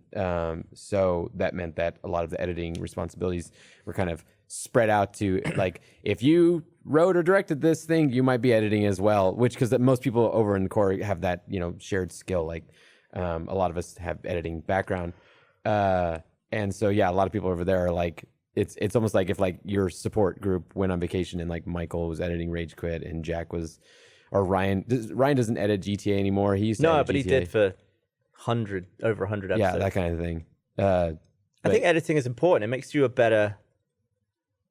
It's kind of not the case with video games because you just hit record. But when you're shooting stuff, it makes you a better shooter and then just a more considerate. Like you don't. I feel like it makes you more aware of what you need to capture. Yeah, you know what what you need to works, provide. what doesn't work. Right? Yeah. You can tell the people in Achievement Hunter who never edited because they'll just hit record and be like, they'll figure it out in post. It's like, no. No, you haven't clap sync. Do that because it won't line up. Yeah. That's so funny you say that though, because talking about Chris is editing some stuff right now. And he described maybe like yesterday or a couple days ago about like editing is a way that if you're editing your project or something you shot, it shows you what you didn't do right, and also shows like it's like I'm not funny. Like I wasn't funny that day. Yeah. That was not good. When we first started doing Rooster Teeth stuff, like I helped do a lot of the machinimation in Red vs. Blue, but it was always Bernie who did the capture and the edit in the early days, and I remember. Like one of the first times I had to do some of that work on my own, I was working on a commercial for a video game, and I went out and we were using outside editors at the time. We had to go to a location, and I was working at their facility, so I was capturing, and they had their own editor. So I was capturing stuff that I thought was great, and then like at the end of the first day of capturing, the editor came up to me and was like, "Listen, you need to capture less. You need to capture what it is specifically you're looking for." I was like, "Oh shit, he's right." Yeah, I was just taking long takes and not sure what was going on. Yeah, it's like you need to be a lot more focused about this. Yeah, just running a camera. No, just to be like, oh, I've got, I'm covering my bases. It's like you're killing the editor, man. Yeah. You're just chewing up time. Because you got to watch all of that. Yeah, that was we had to have a discussion about that recently when we shot the heist. The shooting the heist, we had so many things going on. We had a lot of people filming perspectives, but in the end, it made for a very good video to be able to cut from Ellie to me and Christina. That was a video that needed. I imagine reconciling that timeline. Seeing the same moments from multiple videos, even like when the cart goes away and then we're all running into the thing in our video. Yeah, it's great. But like editing it, Ellie was just like, there's just so much. So much. Because, you got to think about it. I don't think that video was made with any company equipment. It was all of our personal phones. Mm-hmm. But everyone has different settings. Everyone has different phones. So it's like some people maybe 30 frames in HD or 60 in 4K or 60 in HD and 30 in 4K. It's like, none of that stuff is good on the timeline. We had a that was brought up in a meeting recently where it was like, if we're going to do RT Lives like that in the future, if you're going to do it, like, if you can think about it, we have a couple of Sonys that are over in Core that was like, grab those and shoot with those. Just do that. They're there, grab those, and then you can get two perspectives with those two cameras, and I don't have to have like an Android camera, an iPhone, and a GoPro, and that kind of thing. Yeah. Because in the edit, it comes down and becomes sucky. I was filming something recently with people who don't normally film things, and the first day, we start working, and then I had to sit everyone aside. I was like, okay, have we synchronized on a file format? Are we all doing the same thing here? Then they were like, oh no, we didn't think about that. It's like, let's standardize all of that and let's make sure we're all doing, this format, this frame rate. Otherwise, this is gonna be a fucking nightmare. Yeah, and it's hard because, I shoot everything always at the height because usually an Apple phone won't by default shoot in 4K at 60 frames because no one really needs that. And it will take up, it will use up. But every time I get a new phone, I'm like, all right, max res, max frame rate. But you can't really ask everyone to do that across their phones because everyone has a different phone. They might have the smaller version, like a version with hardly any storage, where you're like, you have to shoot on this, and then suddenly their phone is full all the time. Or their camera can't do a 4K. Yeah. That's the other thing you just talked about when we were talking in that meeting about RT Life. It's like, what's a standardized resolution frame rate that we can get across most people's phones just in case, we're all filming. And each phone is in different condition too. Like you can see in my footage of the heist that there's like this annoying lens flare, and it's because my lens is cracked, Oh. and I haven't got it fixed yet. I know. I'm just gonna wait until the new phone. But anything I film between now and then is just gonna have got that J.J. If I'm Abrams outside, look. it's gonna be like. This episode of Rooster Teeth Podcast is also brought to you by the Rooster Teeth Store. There's something for everyone at the Rooster Teeth Store, and right now we've got all sorts of new, awesome products for you to check out. You can stay classy with new Rooster Teeth brand collection, or check out the new Ruby Funko Pop figures. The RT Store has just the right thing for you or the Rooster Teeth fan in your life. Find the perfect Rooster Teeth merch made just for you at store.roosterteeth.com. That's store.roosterteeth.com. Check it out. I have a funny story about Chris that I want to tell. Okay. Can I tell a funny story about Chris? Go for it. Yeah. No. Okay. No, I went to often here at the office, we'll like be working on a project and working hard on it, and then like you get a little bit of cabin fever, so you have to like force yourself to get out of the office and go like actually see the sun and breathe oxygen. That can help reset your brain. So one of those days, Chris and I wanted to walk over to get a coffee over at Starbucks. We went over there and we like actually sat down in Starbucks and took a breather and the air conditioning, everything like that, and we were talking about something, and we were talking about DC movies, and we got to one of those points where we were talking about something, and if you ever like, you have to have those moments where those brain fart moments where there's something so trivial that you should know the name of, but your brain is like, no, we're not going to remember that right now, and you just feel so frustrated, and you want anybody to give you a lifeline to help you out. Chris hit that in us. We were talking about like, the good and the bad of the DC universe and everything. And he wanted to say the word Wonder Woman. He wanted to figure out Wonder Woman, but he couldn't. And I recognized that his brain was not remembering that. And so I said, I'm not helping you. You need to figure this out. And Was so he drinking the day before? No, That happens to me if I'm hungover. we were just at Starbucks, and he just couldn't remember the word Wonder Woman. And I wrote down the progression of things that he was stuttering out. Oh my god, this is great. Before he could get to it, because he was doing the thing where you're saying something and then you just halfway through saying it, Kind of grabbing on it, You're kind of yeah. grabbing onto it.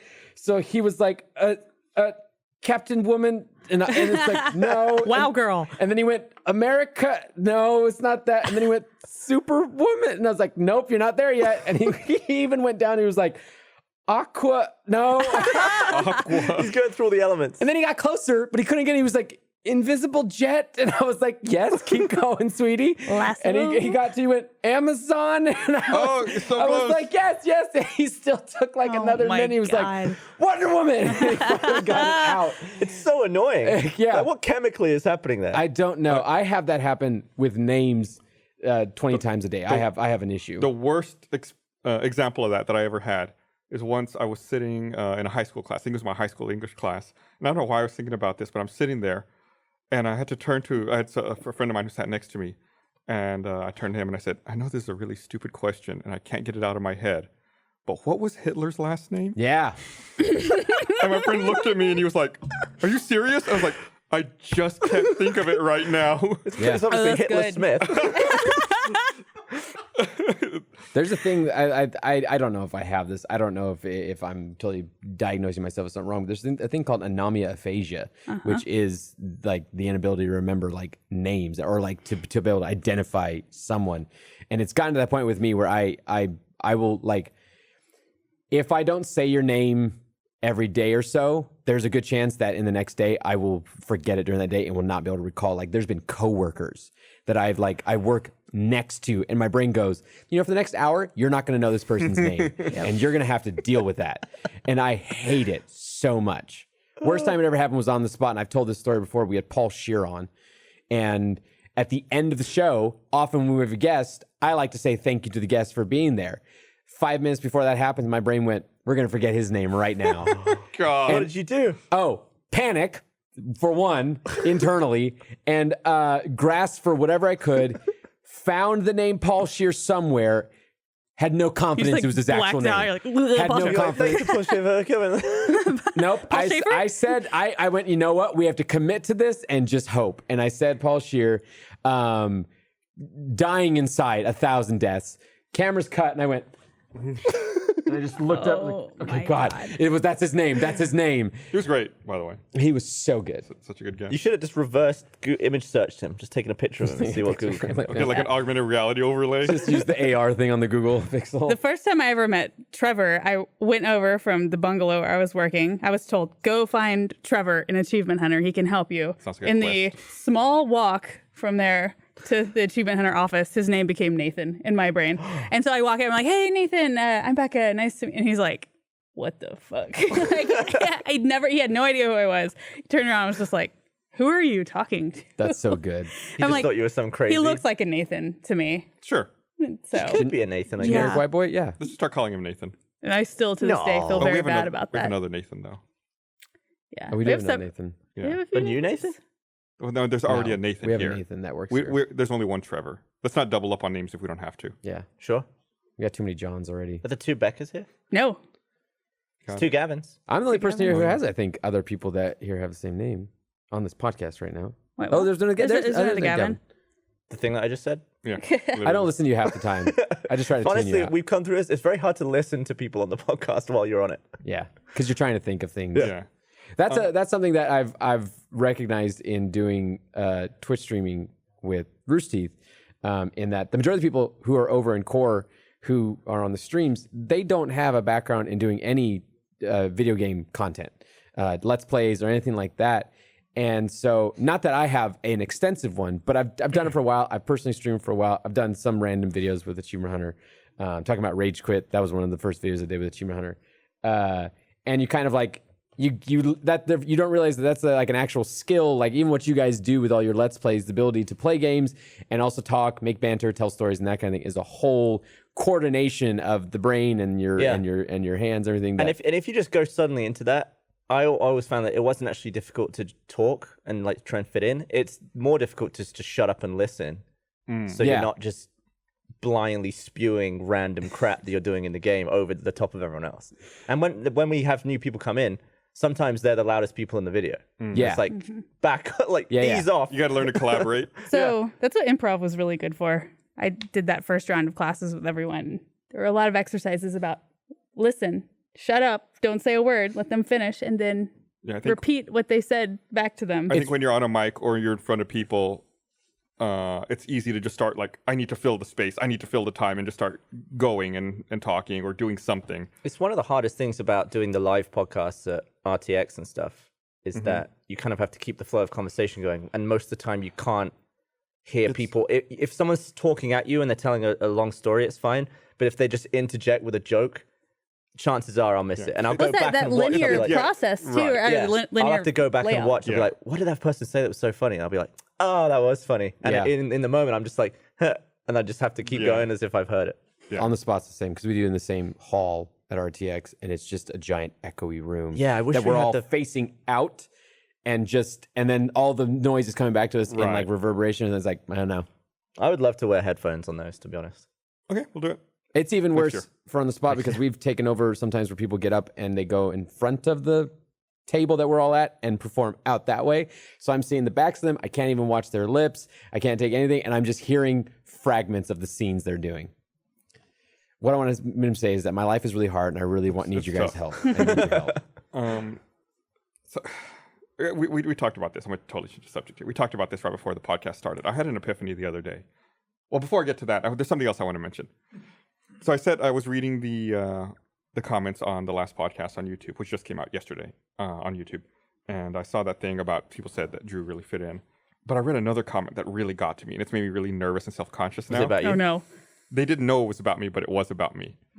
They said at one point during the podcast, I forget what section it was, they said, someone's nose is whistling a lot, and it's really distracting. It's 100% me.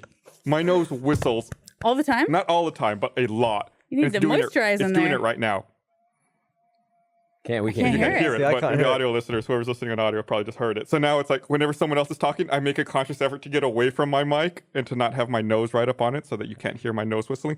Does moisturizer, can you get like a nose spray or something? Yeah, like a saline mist.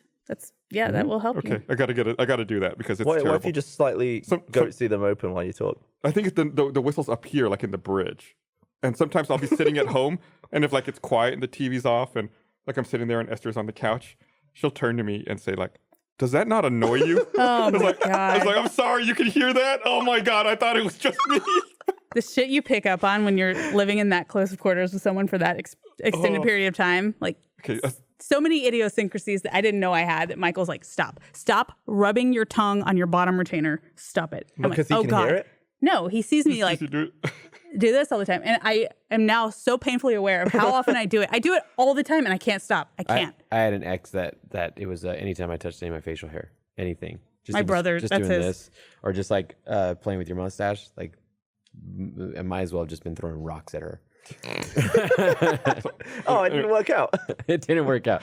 But the thing I was going to say, right before the podcast, we were talking. And did anybody ever watch Good Eats? You know, the Yeah, Alton Brown cooking love show? it. Apparently they just they started up new episodes. Yeah. Like it came back. And Chicken Parmesan. they First did episode. chicken parmesan and they did superfood. Like they did a second episode about Oh, like nice. I'll watch that. quinoa and chia seeds. And when they were talking about chia seeds, he said something I never connected the dots on. Yeah. That the seeds you put on chia pets are chia seeds that we eat now. Oh, fuck. Right. You just like you knew the word, You but just you never Yeah. you connected have that just was blown that. like thousands of minds right now. I was who are watching. I was like, listening to this. "Holy shit!" And you were showing me what a chia pet was. Yeah, Like no, a bunch yeah. of, Oh, yeah, bunch it's a- of I imagine that's smear a on weird an animal American shape thing. and it grows a pour bunch water. of fur. Right. So was that edible in that form? I don't know. Maybe it was. We should buy a chia pet. It would have been. It would have been. It would have been like cress. dry chia seeds that then you mixed with the solution and then did the pasty over the thing. So I imagine the raw version had to have been. But that might be edible. why it was pasty. Like you added the water to it. Like chia. No, chia but- seeds but- when you eat them, you add like a liquid and they get like That's the thing is that pasty. Bloaty. chia Yeah. seeds themselves expand and absorb water and become sticky. So like Don't all seeds? No, not like chia seeds. Chia seeds are weird. they become gelatinous almost. Yeah. Your seed is always sticky. Hey-oh. Yeah, I was saying that there should be That's a the title chia. of the podcast. There should be a chia pet that's just a cock and balls, and it becomes it hits puberty. And I've I'm determined sure there's no I'm way sure you're the there's one first out person there. to think of that. I'm sure Spencer Gifts probably sells one of those. Penis chia pet. Let's see. Come on, I just want our internet. Okay, there it is. I don't see one. Also, Although I see. a hairy dick would be concerning. Maybe just on the balls. Well, My yeah, dick- it would my be dick the has whole... hair.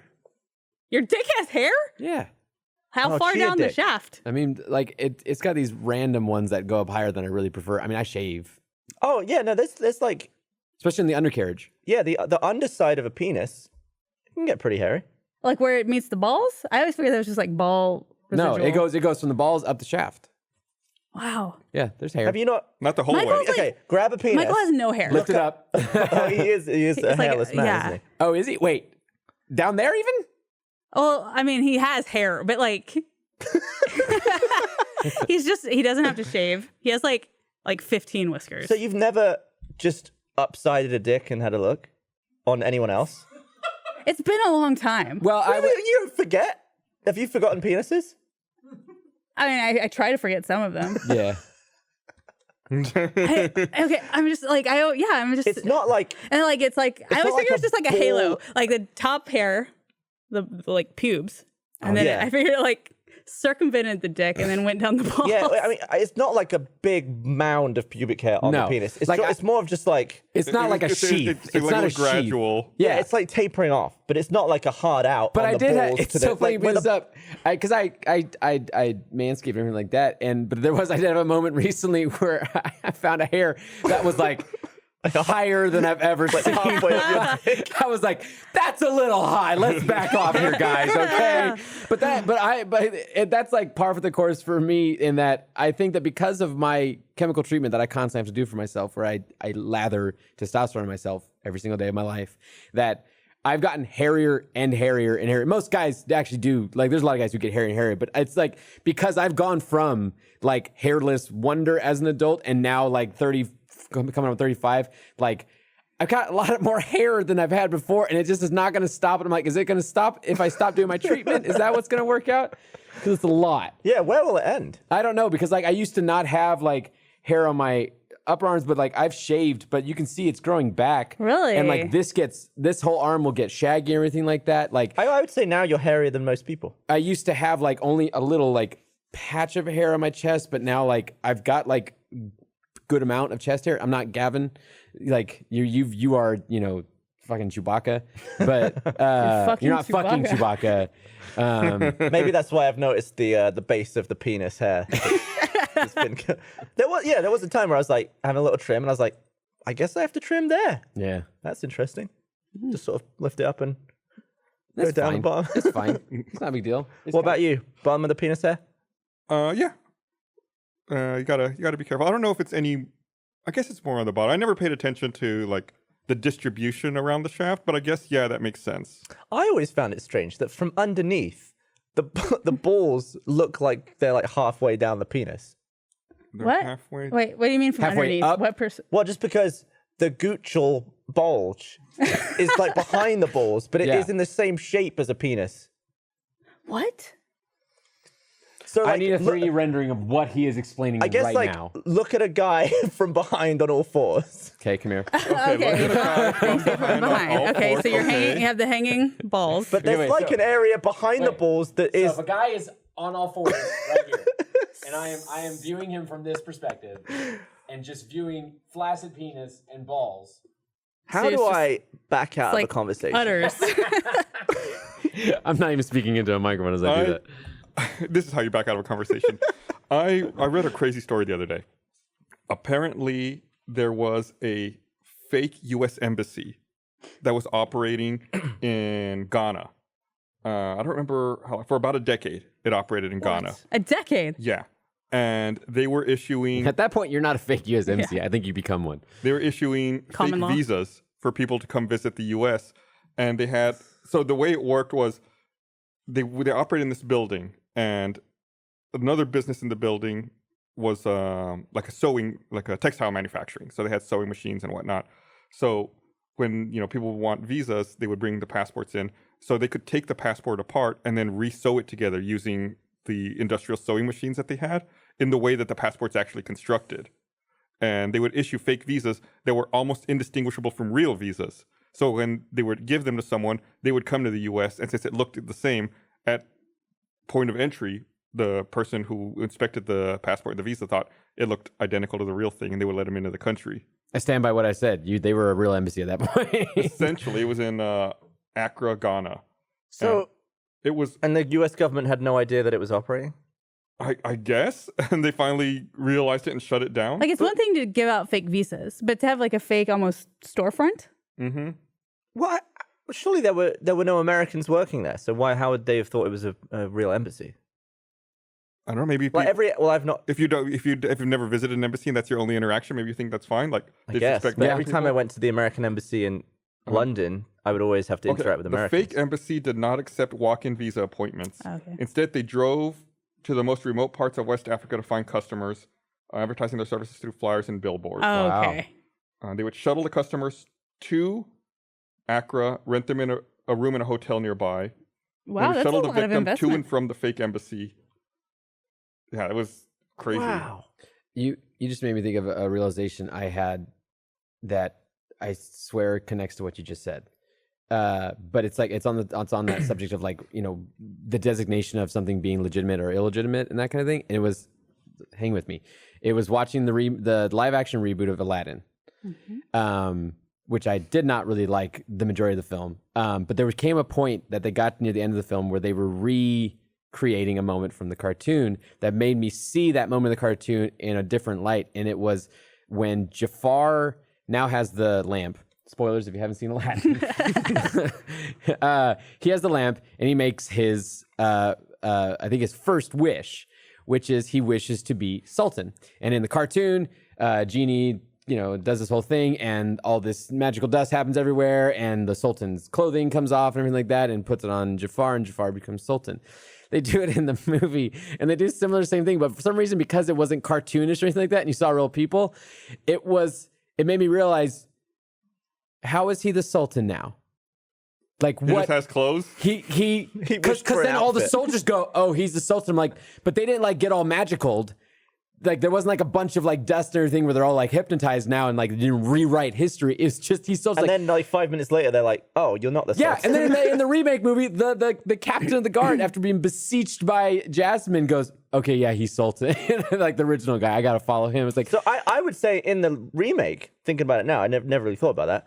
The genie just did a terrible job. Yes. He just gave He him just clothes. gave him an outfit. It should have been something Physically became Sultan. There was no deed recorded or... Yeah, there was no passing of any sort of official business. It was just, he's Sultan now. Wink, wink. Which was just layers of like how dumb that movie was. But it took me out of the movie for I was like, he's not Sultan. They didn't do anything. He's just cosplaying a sultan. But he does go from Sultan to sorcerer in the cartoon. Why does he do that in the cartoon? Because he's doing power tripping the whole time, and it's like she won't be with him when he's Sultan, so he's like, I'll be the most powerful sorcerer in the world, and then you'll be mine, that kind of thing. I believe. I was really hoping in the remake the end bit would be more epic. It was not. It was like everything in the movie was kind of in line with the cartoon the whole way, and then the end was just glossed over. There was no like banishing Aladdin out to, and like the snow and all that shit. Well, he was, but then there was no bit with like the genie like rolling that. I was just waiting for the big rolling pillar of the thing. The snake. That was like same with like the Lion King remake, where the movie made epic amount of money, but to go watch it, it's just terrible in its like translation of the Lion King cartoon, in that they're trying to recreate these moments and they're just failing miserably at even like just copying right. Like the scene in Lion King reboot where he again, spoilers of Lion King if you haven't seen. It's a 25-year-old movie. Mufasa gets killed, and it's that moment where Mufasa's climbing up, one of the most epic moments of like cartoon history, of him climbing up that hill. Scar, does that whole dramatic moment of like putting his claws on Mufasa and gets really deep in there, and Jeremy Irons gets really guttural and it's like, "Long live the king." And it's this great moment that he pulls Jeremy it back. Irons. Huh? It was a good Jeremy Irons. Oh, thank you. Love that man. Good Alfred. He launches off and it becomes very dramatic, and they cut to Simba's shot, and he's like, "Nah, it's great." The remake, the guy like leans in and says some forgettable line without any like gravitas or emotion, and then the moment ends, and I wanted to stand up in the theater and just like scream like, "Come on!" Like you just. Really? I haven't seen the new Lion King. It's not good. I didn't hate the Aladdin one though. I was like, it's cool to see everything all big and real. The new Lion King has made over $512 million in the U.S. Yeah, wow. I think internationally it passed like 1.3 billion. Yeah, internationally it's at $1 billion. Yeah. That's a lot of money. Yeah. So it doesn't matter what you think about it. No, it doesn't. That's why I point out, like, my criticism of these movies means nothing. They are doing exactly what Disney wants. They are making buku bucks, and people are going to go see them. And it makes people want to watch the originals. That was the other thing about the Speaking of, I'm sorry, go on. Last tangent about Lion King that I want to hear what you're saying is that the Lion King remake is that it made me realize that the Lion King cartoon was shot amazingly, and they did even like camera movements and camera tricks that they did like focus pulls like on the ants and then like threw it to the thing, which were nuts. And that was also what kind of took me out of the remake, is that they didn't do some of these very iconic ones. Like one of my favorite shots is in that similar scene where Simba is staring down the wildebeest coming down that like the trench and into him, and they do that great Jaws movement where it's the zoom in but pull out, and so his perspective changes, but they like zoom in. Is that Hitchcock zoom? Yeah, like a dolly zoom. Was Hitchcock the one who originated that? I've always so. associated It's like a with vertigo Jaws effect, isn't it? Okay, it's that, and it was like, that's a great shot that like is so good, and it really pulls you into the fear of Simba's eyes and everything like that. They didn't do that in the remake, and I was like, you suck. And that's my TED talk about the Lion King remake. I'm sorry if you really liked it. It's okay to enjoy what you like. I'm not trying to shit on something you I like. was going to ask y'all about Disney Plus. Y'all going to sign up for that? Have you already talked about that? Yeah, we have talked about it. I think it's looking pretty compelling and pretty interesting. And they have it seems like they're going to have a bundle with Hulu as well. And, Hulu and ESPN. Because Disney owns Hulu. Right. So I get free Hulu through Spotify. And so I'm wondering if I can get this trickle down. Yeah, it's ad supported, but it's free. Oh. Yeah, I'll send you a link later. It's launching soon. I think I'll do that 3-year thing they're doing right now. You can get a 3-year. They broke their website with that deal. I know. We haven't signed up yet. We've been trying. Does that come with Hulu? It's like $140 for 3 years of Disney Plus. Came out to like and with small children, that is absolutely an investment that I can see returning. There are so many Disney movies that I haven't seen because they've been locked away in the vault. Yeah, I tried to like Song of the South. I tried to watch Aladdin. I don't think that one's making a return. That one going to be on Disney Plus? Yeah, Disney? no, I don't Song of the think South so. going to be there? That's Heavily not a good edited movie. No. All right, well, it's time to wrap this up. Thanks for watching, everybody. We'll see you guys next time. Happy Labor Day. Hey, everyone. If you like this video, make sure you hit the like button down below. And I'm sure there's other fine suggested videos down here that you can also watch. Some of them with us, some of them with other people. And make sure you also subscribe to the Rooster Teeth channel because we have lots of good stuff. Check it out. Please.